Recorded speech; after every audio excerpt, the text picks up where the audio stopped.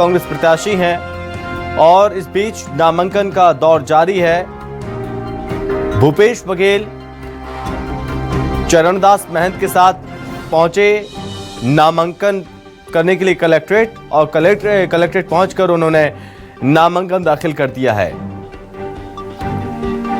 लोकसभा चुनाव में कांग्रेस पार्टी और भारतीय जनता पार्टी पूरी जी जान से जुटी हुई है।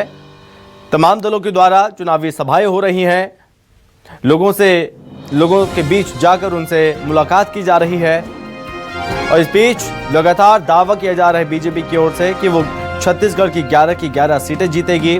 तो वहीं कांग्रेस का दावा है कि वो छत्तीसगढ़ में 7 से 8 सीट जीतेगी, ये दावा किया जा रहा है कांग्रेस के द्वारा। हालांकि चुनाव प्रचार जारी है, नामांकन का दौर था और आज नामांकन का जो समय, तो इस दौरान कलेक्ट्रेट पहुंचकर भूपेश बघेल उन्होंने नामांकन दाखिल किया। भूपेश बघेल के साथ चरणदास महंत भी शामिल रहे। बता दें कि इसके साथ ही तमाम चुनावी जो सभाएं हैं वहां पर पहुंचेंगे भूपेश बघेल। इस पर ज्यादा जानकारी के साथ संवाददाता वैभव श्री पांडे हमारे साथ जुड़ रहे हैं। तो वैभव, क्या जानकारी है? नामांकन दाखिल कर दिया है, चुनावी प्रचार में पूरी तरह से जी जान से जुटे हुए हैं कांग्रेस पार्टी के नेता।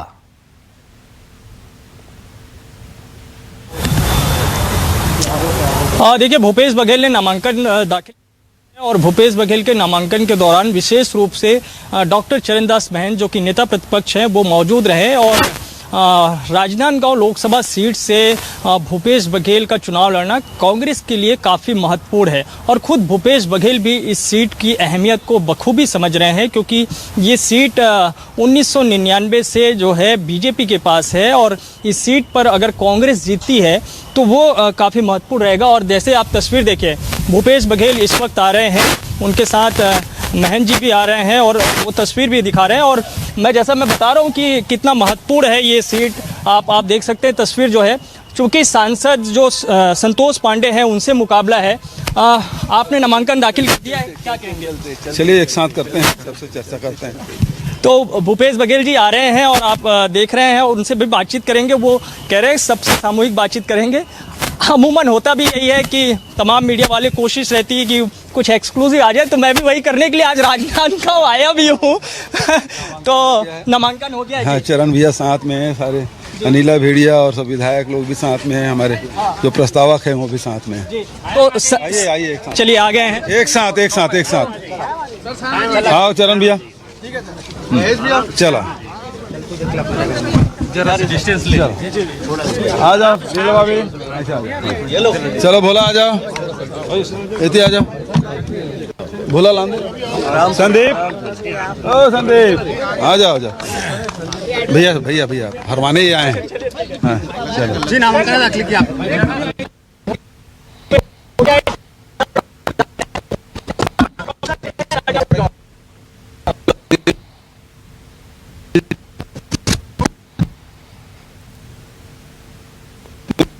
तो नामांकन दाखिल कर बाहर निकल आए हैं भूपेश बघेल और अब इस बीच मीडिया के सवालों का जवाब देंगे, मीडिया को संबोधित करेंगे। बता दें कि इस दौरान ये एक्सक्लूसिव तस्वीरें भी हम आपको दिखा रहे हैं जब वो कलेक्ट्रेट पहुंचे हुए थे। इसी के साथ हमारे सहयोगी वैभव लगातार बने हुए हैं और इसी के साथ वैभव ने भी भूपेश बघेल से बातचीत करने की कोशिश की है और साथ ही अब पत्रकारों के तमाम सवालों के जवाब दे रहे हैं भूपेश बघेल।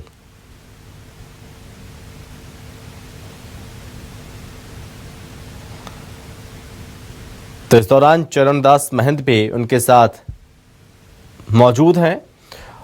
इस बार कांग्रेस की ये कोशिश है कि बीजेपी के कब्जे वाली ये सीट कांग्रेस हासिल करे।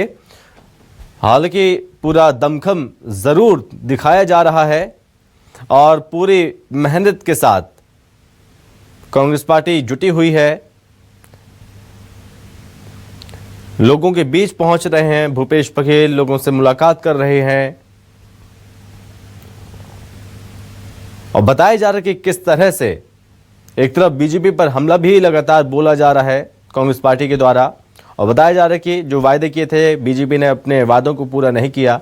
लेकिन ये भी कहा जा रहा है कि अगर हमारी सरकार बनेगी तो हम उन वादों को, जो वादे हम जनता से करेंगे, उन वादों को जरूर पूरा करेंगे। जैसे ये संस्कार धानी है जहाँ से मुझे नेतृत्व करने का, यहाँ के क्षेत्र की जनता की सेवा करने का अवसर मिलेगा, तो काफी उत्साह है लोगों में। और सभी ब्लॉकों का दौरा हो चुका है, सभी विधानसभा हम लोग जा चुके हैं।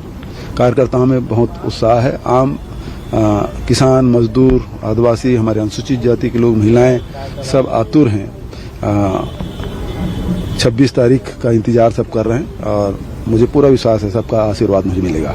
ये कोशिश हो रही क्या सर, जो ज्यादा से ज्यादा नामांकन हो कार्यकर्ताओं के तरफ से? 384 से ज्यादा नामांकन नहीं, मैंने अपील ये कि देखिए, जब ईवीएम का सवाल उठा तो ईवीएम को रोकने क्या उपाय हैं, तो मैंने निर्वाचन आयोग के जो प्रश्नोत्तरी है, जिसमें प्रश्न क्रमांक 303, उसका उल्लेख मैंने किया कि 384 नोटा सहित यदि नामांकन करते हैं और कैंडिडेट रह जाते हैं तो वहां फिर ईवीएम से चुनाव नहीं होगा, बैलेट पेपर से होगा। अब इसको तोड़ मड़ोड़ के जो बात कर रहे हैं वो अलग बात है। बचत वहां के साथियों ने कहा हम नामांकन भरेंगे, वो तो पाटन की बात थी, दुर्ग लोकसभा की बात थी। तो शंकाएं तो अभी भी है, जहां भी हम लोग जा रहे हैं लोग यही कह रहे हैं कि हमने तो वोट दिया था, हमारा वोट गया कहाँ। हमारे पोलिंग बूथ से हमको लीड करना था लेकिन हम पिछड़ गए। तो ईवीएम पे लोगों का विश्वास तो रहा नहीं। अभी जिस प्रकार से सुप्रीम कोर्ट में भी इलेक्शन कमीशन को जो नोटिस दिया है वो भी बहुत महत्वपूर्ण है, और यदि ये इसी समय जल्दी से जल्दी यदि उसमें कोई फैसला आ जाता तो बड़ी बात होगी। जो वीवीपैट है वो मतदाता के हाथ में आए और वो बॉक्स में डाले और उसकी गिनती हो, ये तो सभी चाहते हैं, सभी नेताओं ने भी कहा। और जिस प्रकार से राहुल जी ने 31 तारीख को रामलीला मैदान में जो कहा कि मैच फिक्सिंग की बात, तो वो शंकाएं तो सब में है। लोकतंत्र के इस पर्व में आपने पहले नामांकन कर दिया, संतोष पांडे प्रतिनिधि आपके रहेंगे, क्या उनको शुभकामनाएं देंगे आप?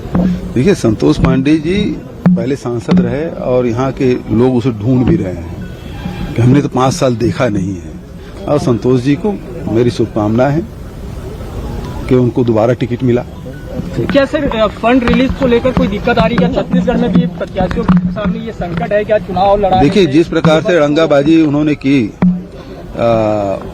आईटी ने, आखिर में सुप्रीम कोर्ट ने कल फैसला दिया, तो इतने दिन 1.5 महीने तक के हम लोगों को परेशान करते रहे। हमारे कोषाध्यक्ष है, ऑफिस बेरर है, सारे लोग परेशान रह रहे, हमारे राष्ट्रीय अध्यक्ष सब लोग परेशान थे। तो ये कोशिश यही है कि लोकतंत्र में मैच फिक्सिंग करने की कोशिश भारतीय जनता पार्टी और उसकी सरकार कर रही है। दिग्विजय सिंह जी राजगढ़ से 400 से ज्यादा करने के बाद कह रहे हैं। हो गया सर एक सिंगल नहीं सर एक अरे यार, तुमने प्रश्न पूछा, मैंने उत्तर दे दिया। सर एक चलो ठीक है, चलो खुश हो। थैंक यू सर, आज लोकसभा के लिए आपने नॉमिनेशन फाइल किया। आज मेरे नामांकन के समय में हमारे सीएलपी लीडर आदरणीय डॉक्टर चरणदास महंत जी और विधायकगण और हमारे प्रस्तावक लोग भी उपस्थित थे।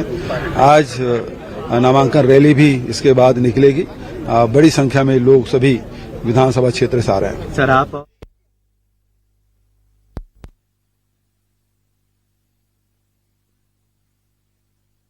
बने हुए हैं। वैभव, आप तक आवाज पहुंच रही है मेरी? वैभव, आप मुझे सुन पा रहे हैं? हो गया वही। वैभव, आप तक आवाज पहुंच रही है? शायद यहाँ पर संपर्क नहीं हो पा रहा है।